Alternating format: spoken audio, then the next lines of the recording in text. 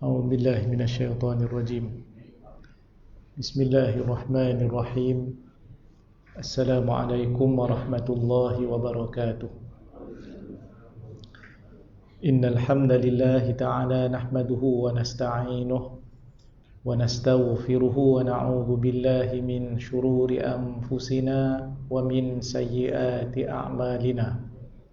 من يهده الله فلا مضل له ومن يضلل فلن تجد له وليا مرشدا. وأصلي وأسلم على سيدنا محمد صلى الله عليه وسلم إمام المصلحين وسيد المجاهدين وعلى آله وصحبه أجمعين. أما بعد. Hadir Tuan Imam, pengurusi surau, ahli jawatan kuasa surau, tuan-tuan muslimin, gawai Jabatan Mufti Negeri Selangor yang dirahmati oleh Allah Subhanahu wa taala sekalian. Pertamanya kita merafakkan syukur kepada Allah Subhanahu wa taala di atas segala nikmat yang Allah berikan kepada kita. Alhamdulillah, kita juga bersyukur kepada Allah Ta'ala yang masih panjangkan umur dan usia kita sehingga saat dan ketika ini. Malam ni kita masuk tanggal 25 hari bulan Zulqa'dah 1441 Hijrah. Kita berdoa pada Allah Ta'ala agar segala amal soleh yang kita kerjakan sebelum ini semuanya diterima oleh Allah Subhanahu wa taala. Allahumma amin. InsyaAllah pada minggu hadapan, hari Selasa 29 Zulqa'dah, kita akan mencerap anak bulan Zulhijjah. Kita akan tahu nanti insyaAllah bilakah satu hari bulan. Bila tahu satu hari bulan, kita akan tahu bilakah 10 hari bulan Zulhijjah. Marilah sama-sama kita memperbanyakkan amal soleh pada bermula satu hari bulan Zulhijjah, kerana tidak ada mana-mana hari sepanjang setahun yang amal soleh lebih dicintai oleh Allah Subhanahu wa taala untuk kita lakukan berbanding dengan 10 yang pertama daripada bulan Zulhijjah. InsyaAllah malam ni kita akan ulang kaji tajuk yang berkaitan dengan ibadah korban. Semoga dengan ulang kajinya kita nanti akan memantapkan lagi ilmu dan kita mengetahui hukum hakam yang berkaitan dengan ibadah korban. Sebagai muqaddimah, di dalam bahasa Arab ibadah ini disebut sebagai al-udhiyah. Al-udhiyah mushtaqqatun minad-dhahwah. Perkataannya adalah daripada asal, iaitu ad-dhahwah. Ia merupakan satu masa dalam siang hari, iaitulah waktu selepas daripada terbit matahari sehinggalah sebelum gelincir matahari. Dan di Malaysia, waktu duha itu bermula adalah selepas 28 minit daripada terbit matahari. Dinamakan al-udhiyah dengan kaitan perkataan ad-dhahwah, iaitu waktu duha, kerana kebiasaannya ibadah ini dilaksanakan pada waktu duha. Seterusnya, al-udhiyah ini menurut istilah para ulama fiqh merupakan ismun lima yuzbah minan na'am.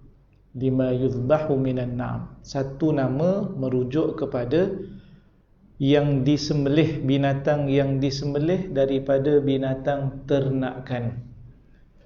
Dan ini sama berdasarkan kepada ayat Al-Quran dalam surah Al-Hajj, iaitulah Allah Ta'ala berfirman, a'udzubillahi minasyaitonirrajim, walikulli ummatin ja'alna mansakan liyadhkuru ismallahi ala ma razaqahum min bahimatil an'am. Dan bagi setiap umat itu ada satu nusuk ibadah. Yang dimaksudkan di sini adalah ibadah korban. Tujuannya supaya mereka menyebut nama Allah terhadap apa yang Allah Ta'ala rezekikan kepada mereka daripada binatang ternakan. Situ ambilnya Al-An'am, dan Al-An'am merujuk kepada unta ataupun lembu ataupun kambing. Jadi 3 kategori haiwan ini yang disyariatkan untuk dilakukan sembelihan korban. Taqarruban ila Allah Ta'ala, sebagai mendekatkan diri kepada Allah. Maknanya ni perlu diberi perhatian, ibadah korban ini kena buat yang terbaik, kualitinya, kemudian ikhlas kerana Allah Subhanahu wa Ta'ala. Ada dalil daripada firman Allah Subhanahu wa Ta'ala yang menunjukkan bahawa daging korbannya itu tidak akan sampai kepada Allah. Darah binatang korban itu juga tidak akan sampai kepada Allah.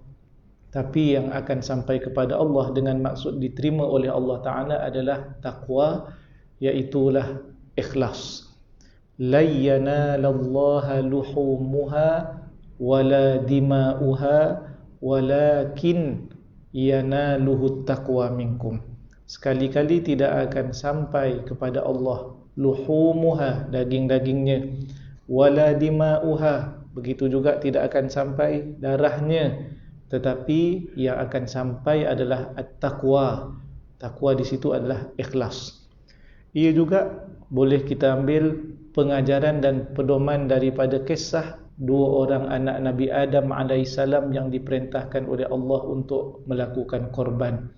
Yang seorang pemilik tanaman, yang seorang lagi adalah pemilik binatang ternakan. Dalam tafsir Ibn Kathir, sahibu zar'in, tanaman, yang seorang lagi adalah sahibu ghanamin, kambing, ternakan.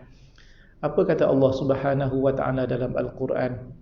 Watlu alaihim naba'a bnai adama bilhaqqi idh qarraba qurbanan fatuqubbila min ahadihima walam yutaqabbal minal akhar. Ceritakan, kisahkan, bacakan kepada mereka wahai Muhammad sallallahu alaihi wasallam kisah korbannya 2 orang anak Nabi Adam alaihissalam. Dalam tafsir kita akan jumpa nama Habil dan juga Qabil. Ketika kedua-duanya melakukan ibadah ataupun melaksanakan perintah korban daripada Allah Ta'ala, idh qarraba qurbanan fatuqubbila min ahadihima, diterima yang seorang dan tidak diterima yang seorang lagi. Kena pastikan ikhlas kepada Allah Subhanahu wa Ta'ala. Seterusnya, dalil pensyariatan ibadah ini daripada dalil Al-Kitab Al-Quran. A'udzubillahi minasyaitonirrajim. Fasalli li rabbika wanhar. Tunaikanlah solat untuk Tuhanmu wahai Muhammad sallallahu alaihi wasallam, wanhar, dan sembelihlah korban. Maksud solat di situ para ulama tafsir kata adalah solatul Aid. Solatul Aid maksudnya adalah Idul Adha, Idul Adha. Yang kedua adalah dalil daripada as-sunnah, dalil daripada hadis Nabi SAW, iaitu riwayat di dalam Muslim, perbuatan Nabi SAW melakukan ibadah korban.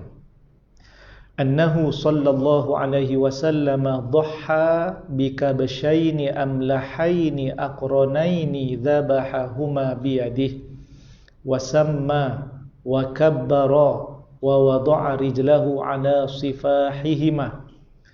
Sesungguhnya Nabi SAW telah melakukan korban dhaha bikabshaini, dengan 2 ekor kibash. Kedua-duanya sifatnya, warnanya adalah putih, dan kedua-duanya binatang ataupun kibash itu sudah mempunyai tanduk, maknanya umurnya sudah cukup, dan Nabi SAW menyembelihnya sendiri dengan tangannya yang mulia. Wasamma wa kabbara, Nabi SAW menyebut Bismillah, Allahu Akbar. Dan Nabi SAW meletakkan kakinya di bahagian tengkuk ataupun leher binatang kibash itu sewaktu menyembelihnya. Seterusnya, ada fadilat yang besar bagi mereka yang melakukan ibadah ini. 3 daripadanya. Yang pertama adalah kebajikan dan pahala yang akan diperolehi mengikut jumlah berapa banyak bulu binatang yang dikorbankan itu. Ini tuan-tuan sekalian bonus daripada Allah Subhanahu wa taala. Kerana apa? Dengan kos 700 ataupun 750 ringgit, tetapi pahalanya begitu banyak mengikut jumlah bulu binatang yang ada pada binatang sembelihan itu. Berdasarkan kepada hadis daripada Zaid bin Arqam di dalam Al-Mustadrak 'ala Sahihain, qala ashabu Rasulillah sallallahu alaihi wasallam, ya Rasulullah, ma hadhihi al-adahi. Berkata para sahabat Rasulullah sallallahu alaihi wasallam, wahai Rasulullah, apakah korban ini? Adahi, korban ni apa? Nabi jawab, qala sunnatu abikum Ibrahim salawatullahi alaihi wasallam. Ia merupakan sunnah bapa kamu Nabi Ibrahim alaihissalam. Dalam mazhab Asy-Syafi'i, tuan-tuan sekalian, salah satu daripada hikmah disyariatkan ibadah korban ini ialah ihya makna ad-dhahiyatul uzma, menghidupkan kembali, mengenang kembali peristiwa pengorbanan agung Nabi Ibrahim alaihissalam yang diperintahkan oleh Allah Ta'ala untuk korban, melakukan korban ke atas anaknya. Ini sebagaimana yang kita baca dalam Al-Quran. Nabi jawab kepada para sahabat begitu. Seterusnya para sahabat tanya lagi, fama lana fiha ya Rasulullah, apa yang kami dapat pada ibadah korban ini? Dijawab oleh Nabi SAW, qala bi kulli sya'ratin minas suf hasanatun. Setiap helaian bulu daripada binatang ini adalah kebajikan. Jadi boleh darablah banyaknya Allah Ta'ala bagi pada mereka yang melakukan ibadah korban. Kedua, fadilatnya adalah keampunan daripada Allah Ta'ala terhadap dosa-dosa kita, iaitulah dosa-dosa kecil. Riwayat daripada Abu Sa'id Al-Khudri radhiyallahu anhuma, Nabi SAW bersabda kepada anak perempuannya, ya Fatimah, qumi fashhadi udhiyatak fa inna laki bi awwali qatratin min damiha maghfiratun likulli dhanbin. Wahai Fatimah, bangun dan saksikanlah binatang korban kamu ketika disembelih. Sesungguhnya bagi kamu titisan darah yang pertama mengalir pada waktu itu adalah keampunan Allah Ta'ala bagi setiap dosa. Pahala dapat, dosa diampunkan. Untung. Kemudian yang ketiga adalah tidak ada mana-mana amal soleh. Banyak amal soleh yang boleh kita lakukan, yang itu sunat, yang ini sunat, tetapi khusus pada tarikh iaitu 10 hari bulan sehingga 13 hari bulan. Kerana ibadah korban ini mendekatkan diri kepada Allah pada hari raya iaitu Aidul Adha, 10 hari bulan Zulhijjah sehingga hari yang terakhir daripada hari-hari tasyrik, 11 hari bulan, 12 hari bulan dan 13 hari bulan. Maknanya dalam setahun Allah beri ruang kepada kita 4 hari untuk melakukan ibadah ini. Maka dalam tempoh ini tidak ada amalan lain yang paling Allah suka berbanding dengan korban. Dalam hadis Tirmizi daripada Aisyah radhiyallahu anha, anna an-nabiy sallallahu alaihi wasallam qala, ma 'amila ibnu adam yawman nahri 'amalan ahabbu ila Allah Ta'ala min iraqatid dam. Tidak ada mana-mana anak Adam yang melakukan satu-satu amalan pada hari korban, Yaumun Nahr, yang paling dicintai oleh Allah Ta'ala berbanding dengan mengalirkan darah, iaitulah menyembelih binatang korban. Sehingga dalam beberapa kitab mazhab Syafi'i menyebut al-udhiyah ini lebih afdal daripada sadaqatut tatawwu', lebih afdal daripada sedekah sunat. Maknanya kalau hari raya bermula 10, 11, 12, 13, ada orang sedekah banyak ni, mungkin kira banyaklah dia sedekah, 1,000 ke 2,000 ringgit ke. Yang seorang lagi korban dengan kos 700 ringgit. Mana lebih afdal? Korban lebih afdal daripada sedekah. Sehingga Al-Imam Asy-Syafi'i, imam madhab kita, meninggal pada tahun 204 Hijrah, menyebut la urakhisu min tarkiha, aku tidak memberi kelonggaran untuk seseorang yang mampu meninggalkan ibadah ini. Maknanya tak ada excuse. Kalau mampu, kena buat. Hukumnya, ibadah korban ini adalah sunnatun muakkadatun, sunat yang sangat dituntut. Sunat yang sangat dituntut, kecuali sekiranya dinazarkan. Kalau dinazarkan, maka korban itu akan menjadi wajib. Bila korban wajib, ada hukum yang berbeza nanti pada sudut agihan daging korbannya. Orang yang berkorban sunat boleh untuk makan sebahagian daripada bahagian korbannya. Contoh, satu bahagian lembu dapat berapa kilo daging biasanya? Katalah dapat 15 kilo. Katalah 15 kilo. Jadi dia boleh makan. Yang ni maksudnya boleh makan kalau seorang yang berkorban, korbannya adalah sunat. Tapi kalau korban wajib, iaitulah nazar, al-mudahhi, orang yang melakukan korban, tidak boleh makan walau sedikit pun daripada korbannya itu. Tapi kalau dia dapat korban daripada daging bahagian kawan punya yang korban, itu boleh dia makan. Yang tak boleh dia makan dia punya, sebab dia sudah niatkan kerana Allah Subhanahu wa ta'ala. Kita akan tengok semula nanti insya-Allah. Seterusnya, siapakah orang yang dituntut, digalakkan dengan hukum sunat ini? Ada 4 kriteria. Pertama, orang Muslim, orang Islam. Yang kedua, orang yang sudah baligh. Yang ketiga, orang yang sudah ataupun orang yang berakal. Maknanya orang yang akalnya waras, tidak gila. Dan yang keempat adalah al-mustati', iaitulah berkemampuan. Bagaimana nak mengira berkemampuan untuk ibadah korban ini? Kiraannya adalah sekiranya sudah ditolak dengan nafkah yang wajib untuk dirinya dan ahli keluarganya bagi 4 hari, 10 hari bulan Zulhijjah, 11, 12 dan 13 hari bulan. Ada baki duit dan cukup duit itu untuk ambil satu bahagian korban. Ini dikira orang yang mampu. Bukan kira sebulan Zulhijjah. Makna allocate tolakannya adalah untuk 4 hari sahaja.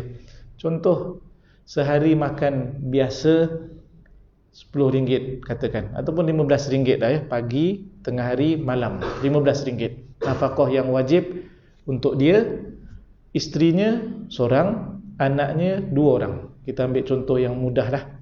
Jadi 4 orang, 15 kali 4, RM60. RM60 untuk 4 hari, RM240. Selepas tolak 240, dia ada duit sebanyak RM2,000 sebagai contoh. Ada lebihan. Ini dikira mampu. Kenapa? RM2,000 itu kalau nak diambil ataupun ditolak untuk beli satu bahagian, tolak 700, maknanya memang boleh sangatlah dikira mampu. Itu kiraan mampu dalam mazhab Asy-Syafi'i. Seterusnya, waktu sembelihan korban sebagaimana yang kita sebutkan tadi adalah bermula daripada 10 hari bulan. Tetapi adakah 10 hari bulan itu secara mutlak? Maknanya mana-mana jam daripada asalkan tarikh 10 hari bulan. Kita 10 hari bulan dalam Islam bermula daripada waktu maghrib. Contohnya hari ni sekarang ni, tadi waktu maghrib sudah 25 hari bulan. Jadi tuan-tuan bayangkan, katalah dalam kalender falak kita dengan kiraan hisab 10 hari bulan Zulhijjah, selepas tahu anak bulan dengan kiraan falak, jatuh pada hari Jumaat 31 Julai. Contoh. Tapi kita kena tunggu pengumuman nanti. Jadi maghrib malam Jumaat itu sudah 10 hari bulan. Adakah lepas maghrib dah boleh sembelih korban? Ini yang dimaksudkan bila bermula masuk waktu ibadah korban. Ibadah di dalam Islam ini ada waktu-waktunya, waktu masuk dan waktu habis. Macam solat juga ada waktu masuk, ada waktu habis. Kalau buat sebelum masuk waktunya, tak dikira lagi dah. Dia macam, kalau bola tu kira fault dah, tak dikira lah golnya tu. Jadi belum lagi melaksanakan ibadah. Kalau wajib, masih lagi ada zimmah, tertanggung kewajipan. Tapi kalau sunat, kalau tak sah pun tidak ada kesan. Sebab apa? Sebab hukumnya sunat berbeza dengan nazar. Kalau dia buat awal, belum masuk waktu, dia dah sembelih korbannya, maka tak sah binatang itu sebagai korban, maka wajib diganti. Itu dia punya kesan. Baik, sebenarnya bermula masuk waktu korban itu adalah selepas daripada terbit matahari 10 hari bulan. Jadi walaupun dah maghrib dah masuk 10 hari bulan, tapi bermula masuk waktu untuk sembelih korban adalah esok pagi, siang. Okey, dan selepas berlalu kadar masa selesai solat sunat Aidul Adha beserta dengan kedua-dua khutbahnya. Jadi kita duduk qaryah mana solat Aidul Adha yang dikira dalam qaryah kita, pastikan di surau itu ataupun di masjid qaryahnya telah selesai solat Aidul Adha dengan kedua-dua khutbahnya sekali, barulah masuk waktu sembelih. Ini berdasarkan kepada hadis di dalam Sahih Bukhari dan juga Muslim. Awwalu ma nabda'u bihi fi yaumina hadha nusalli thumma narji'u fananharu. Perkara pertama yang kami lakukannya pada hari kami, pada Aidul Adha zaman Nabi SAW adalah kami solat, kemudian kami balik, kemudian kami sembelih korban. Faman fa'ala dhalika faqad asaba sunnatana. Siapa yang lakukan demikian, flownya solat kemudian sembelih, solat sunat Aidul Adha kemudian sembelih. Siapa yang lakukan demikian, ia menepati sunnah kami, sah. Wa man dhabaha qabla dhalik, dan siapa yang menyembelih sebelum daripada itu, sebelum daripada solat, fa innama huwa lahmun qaddamahu li ahlihi laisa minan nusuki fi syai'. Maka ia adalah daging biasa, sembelihannya sah tetapi tidak dianggap sebagai korban, hanya daging biasa yang dia serahkan kepada ahli keluarganya, tidak dikira sebagai nusuk, tidak dikira sebagai ibadah korban sedikit pun. Jadi tahun ini nampaknya kita dibenarkan hanya di masjid kita lakukan, maka mungkin bergila-gila dan harinya mungkin kita maksimum tu. Ada yang korban pada hari pertama, grup kedua pula hari Tashrik iaitu 11 hari bulan, seterusnya 12 dan seterusnya 13. Berterusan masanya ini sehinggalah sebelum terbenam matahari 13 hari bulan. Dan dalam mazhab menyebut wal-lailu wan-naharu sawa'un fi jawazi dzabh. Malam dan siang itu sama sahaja pada sudut harus untuk menyembelih binatang korban, kecuali malam pertama yang kita sebutkan malam 10, yang ini belum masuk waktu, Tak boleh pakai, maknanya tak boleh pakai tarikh ini untuk kita jadikan masa untuk berkorban. 10 malam 11 okey, 11 malam 12 okey, 12 malam 13 okey. Jadi maknanya 4 hari 3 malam kita ada masa. Kemungkinan ada masjid yang bernaung di bawahnya surau hanya 3 atau 4 saja. Yang ni senanglah. Tapi ada sampai 13 surau, 14 surau.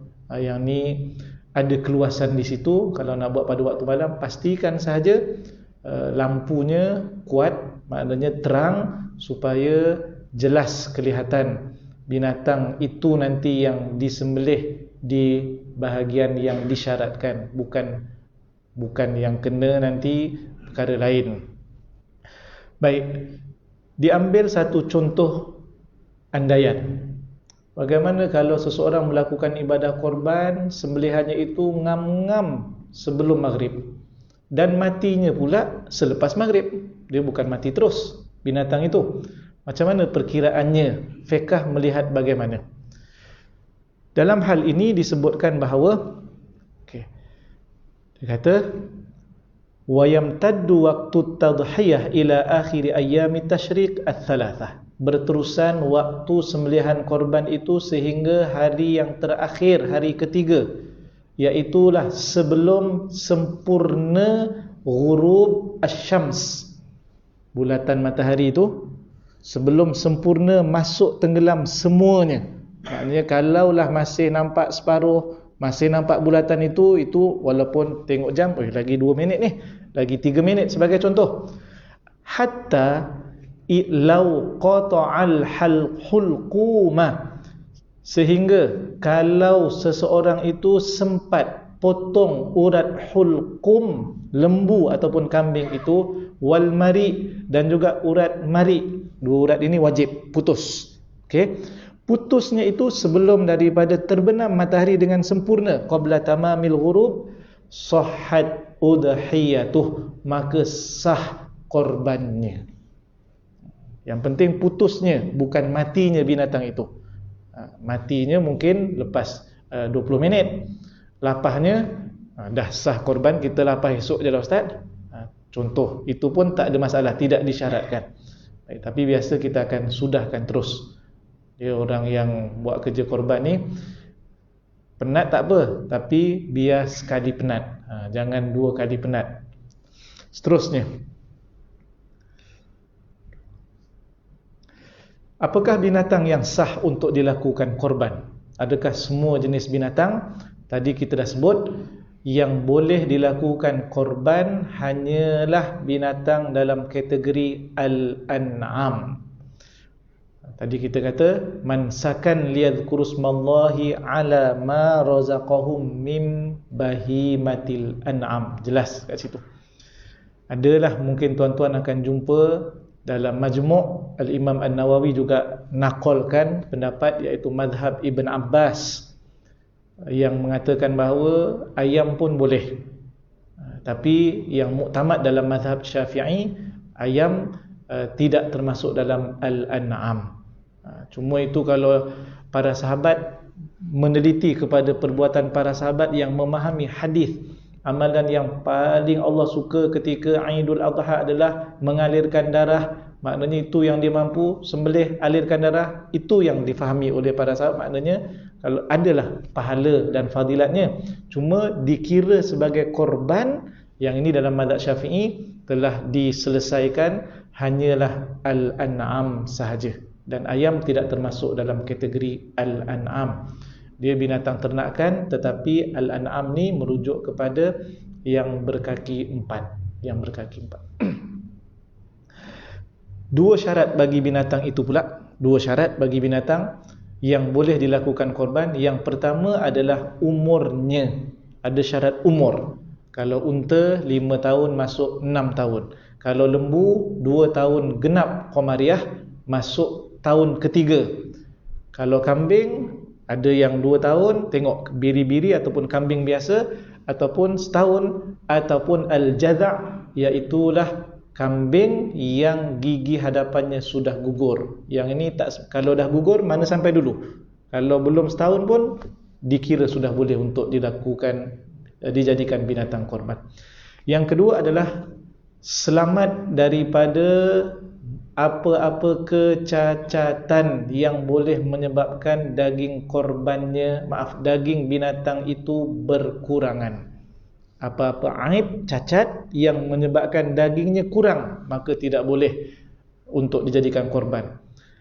Ada disebutkan contoh, mungkin kemalangan ekornya tercabut, putus.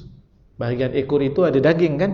Jadi dengan sebab tercabut, maka ia sudah mengurangkan dagingnya. Bahagian telinga juga ada daging sedikit. Jadi kalau tercabut, telinganya putus, maka ia juga menyebabkan berkurang daging. Maka ia tidak boleh dijadikan binatang korban. Kemudian ada hadis yang menyebut secara jelas tentang 4 perkara yang kalau ada pada binatang itu, maka binatang itu tidak boleh dijadikan korban. Hadis daripada Al-Barra ibn Azib menyebut Nabi SAW bersabda, arba'atun la tajuzu fil adahi, 4 perkara yang tidak harus untuk dijadikan korban bagi binatang. Yang pertama al-aura, iaitulah yang buta, tak nampak. Al-bayyinu auruha. Yang kedua adalah al-marid al-bayyinu maraduha. Sakit, binatang ni ada sakit dia. Tengoklah jenis-jenisnya pun tak boleh. Yang seterusnya adalah wal-arja al-bayyinu arjuha, tempang. Dan yang terakhir adalah wal-ajfa allati la tunqi, iaitulah tidak ada otak. Kira macam gila lah. Dalam kitab sebut berpusing-pusing. Jadi lain daripada binatang lain. Ni tanda-tanda al-ajfa. Ini semua tak boleh. Dan dikiaskan kepada semua yang lain, kepada hadis ini, 4 perkara tadi, yang dia punya sifatnya adalah apa-apa kecacatan yang menyebabkan berkurangnya daging bagi binatang itu. Seterusnya,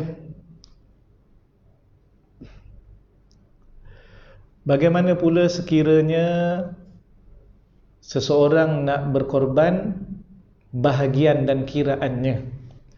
Hadis daripada Jabir ibn Abdullah di dalam Sahih Muslim. Dia kata, naharna ma'a Rasulillah sallallahu alaihi wasallam amal Hudaybiyah. Kami melakukan korban sembelih binatang, naharna merujuk pada unta, pada tahun Hudaybiyah ke-6 Hijrah bersama dengan Rasulullah sallallahu alaihi wasallam, al-badanata an sab'atin wal baqarata an sab'atin. Unta untuk 7 bahagian dan lembu juga untuk 7 bahagian. Jantina binatang tidak ada isu. Tak semestinya orang lelaki mesti korbannya lembu jantan, tak semestinya.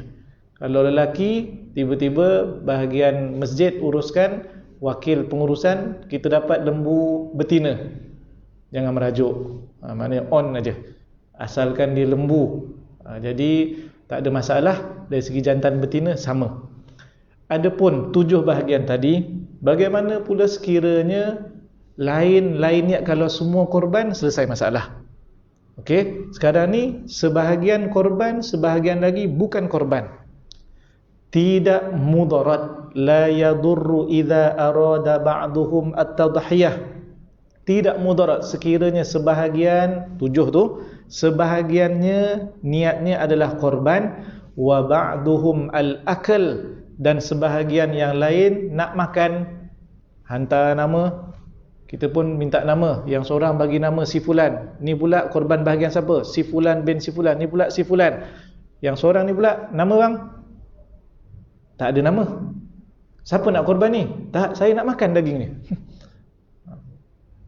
Jadi tak ada masalah kalau dia nak makan. Jangan paksa dia. Sebab mungkin dia dah korban 8 bahagian tempat lain, yang ni dia nak makan. Tapi kalau dia korban pun boleh makan juga. Sepatutnya ambil peluang korban lah. Sepatutnya ambil peluang korban.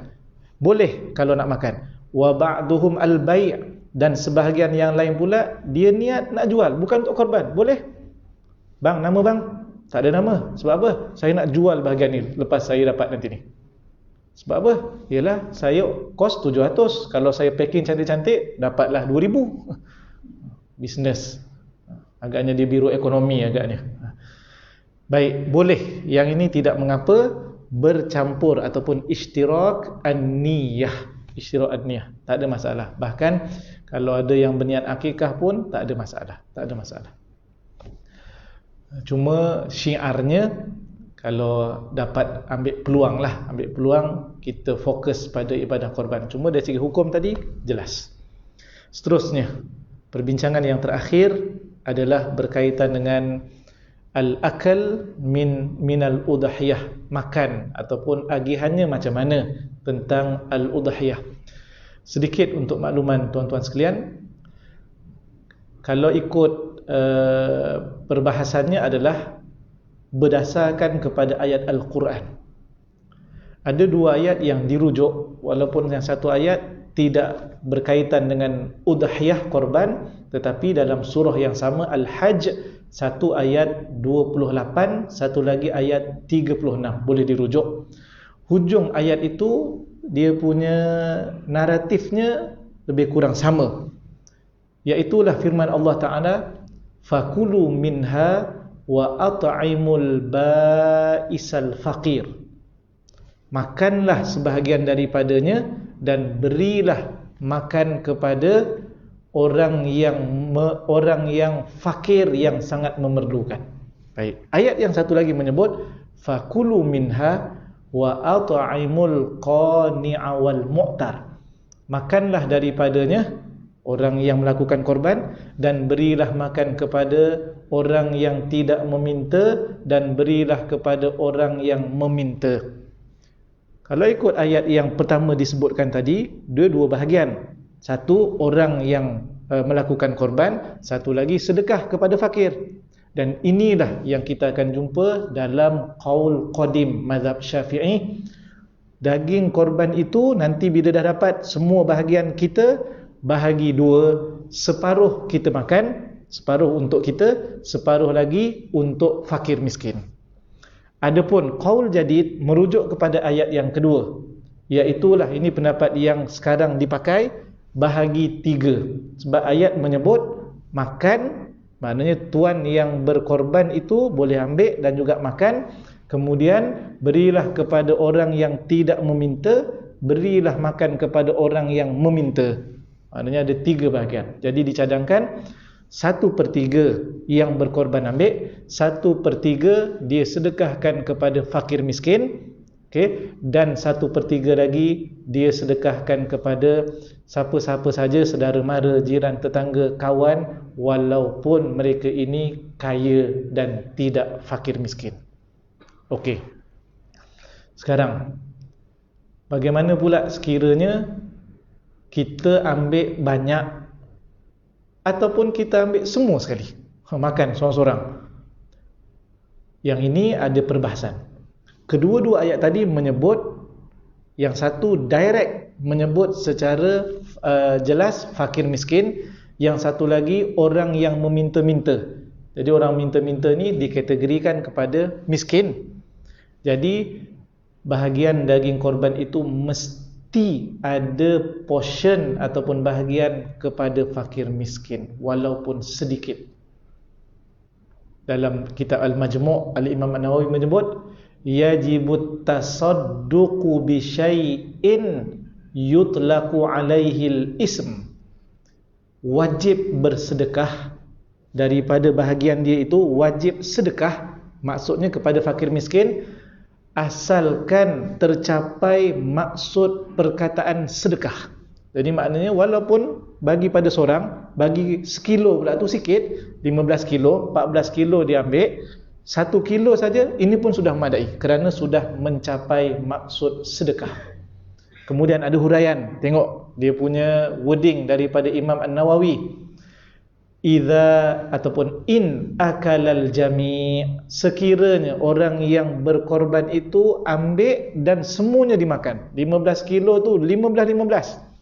tulang-tulangnya semua sekali pun dia ambil, masak, dia makan. Sekiranya berlaku begitu, dia makan semuanya, lazimahud dhaman, wajib untuk bayar ganti rugi. Sebab portion itu mesti ada untuk fakir miskin. Jadi kena gantilah. Contohnya, keluarkan sedikit duit, RM15 ke RM20 ke, kita ambil contoh sekilo. Sikit lah tu sekilo kan. Kita ambil 14 kilo. Sekilo berapa? Sekarang harga fresh katalah RM35 ataupun RM40 lah katakan. Dah lama tak beli kat pasar kan, nasi online aja, bayar pula transfer. Memang tak perasan lah. Baik, RM40. Ambil RM40, cari fakir miskin, bayar kepada fakir miskin. Jadi niatnya apa? Ganti kepada daging korban yang sepatutnya kita serahkan kepada mereka. Seterusnya, tuan-tuan sekalian, orang yang berkorban, diambil bahagian dia itu sunat. Makan sebahagiannya, masak dan makan sunat, ambil barakah. Tidak boleh jual, sama ada yang mentah ataupun yang dah dimasak.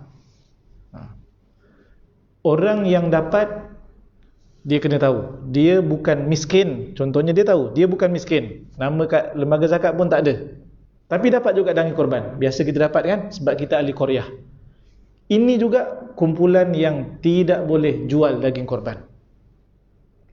Baru ni ada orang tanya, Ustaz, bahagian korban saya, sebahagian saya ambil, kemudian sebahagian lagi saya nak jual kat supermarket, dia nak jual.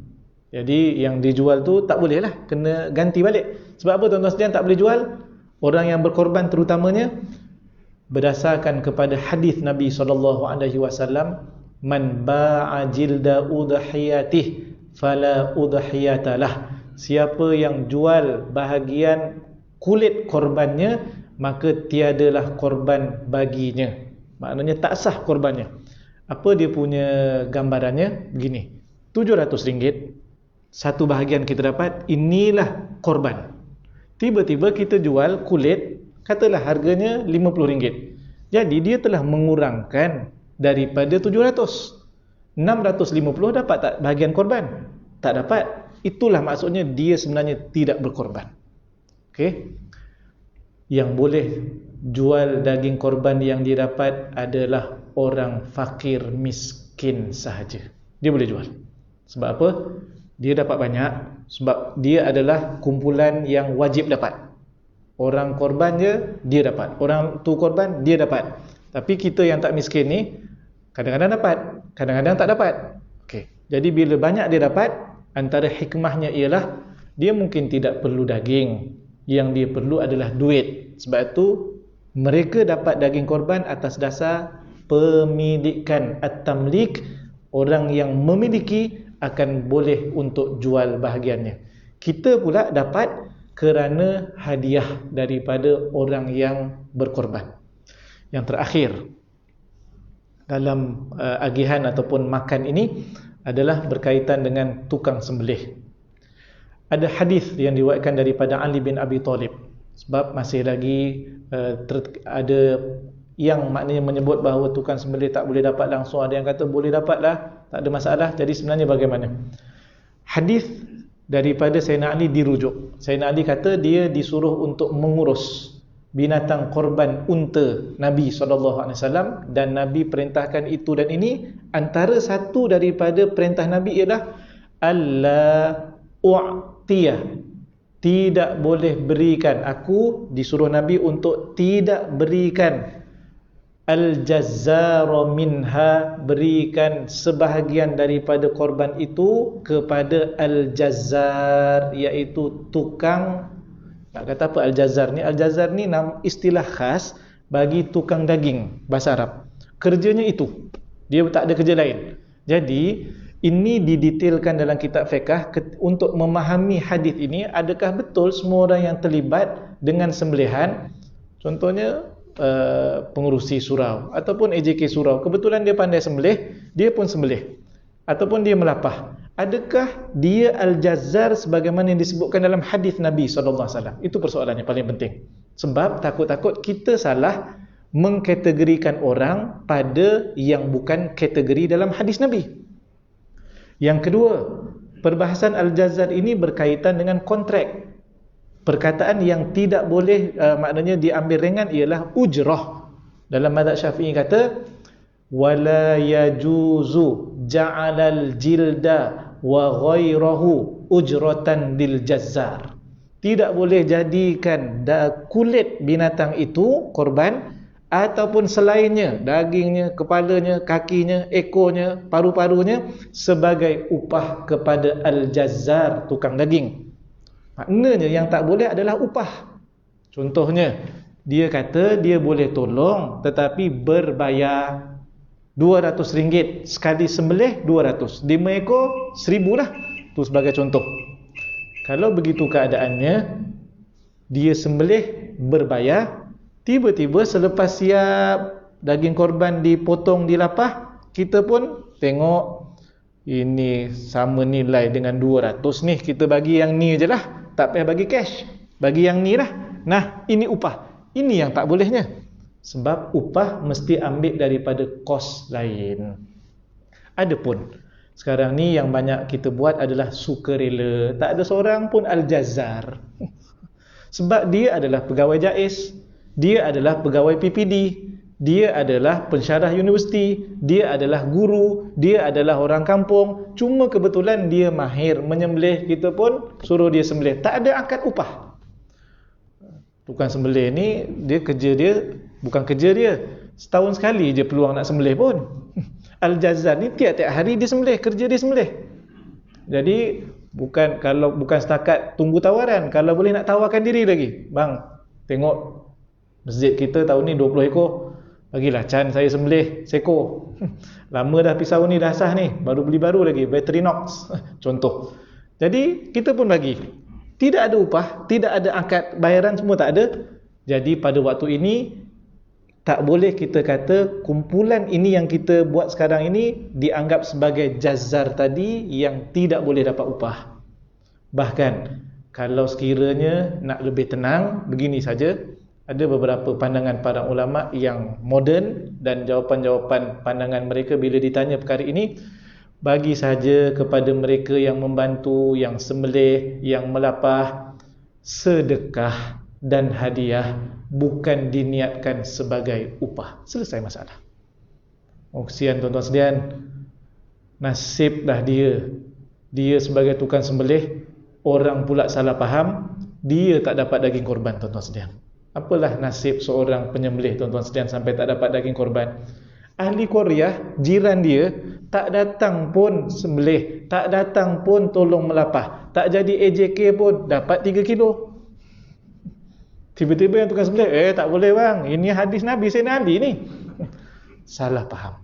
Jadi berhati-hati, takut-takut kita menganiaya orang tuan-tuan sekalian. Jadi itu sebahagian daripada perbincangan yang kita nak kongsikan. Mudah-mudahan bermanfaat insya-Allah. Usahakan kalau ada kemampuan untuk kita melakukan ibadah ini. Tahun ni tak ada orang pergi haji daripada Malaysia. Tak adalah ya. Kalau ada tak tahulah dia lalu pintu mana tu. Tak ada. Jadi kita fokus untuk ibadah ini dan ia adalah syiar min sya'airillah. Bahkan saya bertemu dengan teks dalam mazhab Asy-Syafi'i, bagi setiap family hukumnya adalah sunnatun 'alal kifayah. Kita pernah mendengar fardu kifayah, yang ini sunnat kifayah. Maksudnya apa? Sunnat itu kepada semua yang mampu, tapi kalau dalam satu family seorang dah melakukannya, maka yang lain sudah tidak dihukumkan sunat lagi. Itu maksudnya. Jadi kena cek lah dalam family kita yang tinggal serumah dengan satu nafkah. Jangan pula abang saya tu, family saya juga, rasa dia dah korban tu kat sana, kira saya tak payah dah ustaz ya. Tak, itu dah rumah lain. Ini rumah yang sama, kita tinggal bersama. Jadi itu saja yang kita nak kongsikan. Yang baik datang daripada Allah Ta'ala, yang kurang daripada saya. Aqulu qawli hadza astaghfirullahal azim li wa lakum. Assalamualaikum warahmatullahi wabarakatuh. A'udzu billahi minasyaitonir rajim. Bismillahirrahmanirrahim. Alhamdulillahi rabbil alamin wassalatu wassalamu ala asyrafil anbiya'i wal mursalin wa ala alihi wa sahbihi ajma'in. Allahumma faqihna fid din wa 'allimna at-ta'wil wahdina siratal mustaqim. Allahumma anfa'na bima 'allamtana wa 'allimna ma yanfa'una wa zidna 'ilma. Allahumma ya dafi'al bala' ادفع عنا هذا الوباء والبلاء والمرض والشدائد عن بلدنا هذا خاصة وعن سائر بلاد المسلمين عامة. اللهم إنا نعوذ بك من زوال نعمتك وتحول عافيتك وفجاءة نقمتك وجميع سخطك. اللهم إنا نعوذ بك من البرص والجنون والجذام ومن سيء الأسقام. وصلى الله على سيدنا محمد وعلى آله وصحبه وبارك وسلم والحمد لله رب العالمين.